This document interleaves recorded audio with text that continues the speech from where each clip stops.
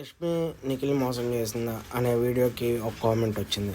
యష్మి ఏమీ నిఖిల్ని మోసం చేయలేదు. నిఖిల్ని కూడా కొంచెం తప్పు ఉంది దాంట్లో.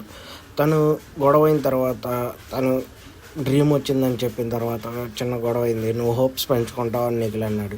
సరే అని తను వెళ్ళిపోయా కిచెన్లో తనతో క్లోజ్గా మాట్లాడింది నిఖిలే. అక్కడ నిఖిల్ది కూడా చాలా తప్పు ఉంది. యష్మిది ఒక్కదానిదే తప్పు ఉన్నట్టు మాట్లాడటం కరెక్ట్ కాదు అని చెప్పి ఒక కామెంట్ అయితే వచ్చింది. అయితే నాకు ఆ తర్వాత నిజమే అనిపించింది. నిజంగా నిఖిల్ కూడా కొంచెం హోప్స్ అనేవి ఇచ్చాడు కాబట్టి అక్కడ యష్మి కూడా అలా అనుకుంది. నిఖిల్ కూడా అక్కడ యష్మితో మాట్లాడకుండా కొంచెం తగ్గించాల్సింది. అక్కడ తను వెళ్ళి మాట్లాడాడు. అలాగే తను కూడా సరే తనకే ఇష్టమేమో అనుకుంది అక్కడ పాయింట్ ఆఫ్ వ్యూలో. దాంట్లో యష్మిది కూడా తప్పలేదు.